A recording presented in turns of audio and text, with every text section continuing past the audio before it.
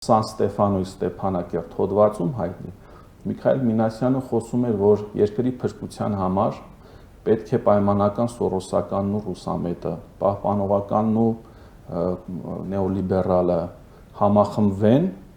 եւ պայքարեն հայկական ինքնության համար։ Ես չեմ հասկանում սորոսականը ինչպես պետք է պայքարի հայկական ինքնության համար, եթե գլոբալիզմի հիմքում եւ նեոլիբերալիզմի հիմքում ընկած է ինքնությունը ջնջելու, սվաղելու, ուրեմն թեզը։ Սա եւս մեկ ցցուն օրինակ է, որ այս բոլոր ուրեմն դաշտ նետվող մանիպուլյացիաները մեկ նպատակ են հետապնդում Նիկոլին պահել իշխանության այնքան ժամանակ, մինչև որ Ռոբերտ Քոչարյանի ռեսուրսները, Ռոբերտ Քոչարյանի նպատակները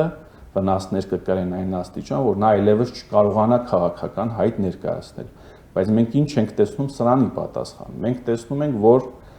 նույնիսկ 2 տարվա լռությունից հետո հայկական ընդդիմադիր դաշտի լոկոմոտիվը մինչև հիմա Ռոբերտ Քոչարյանն է։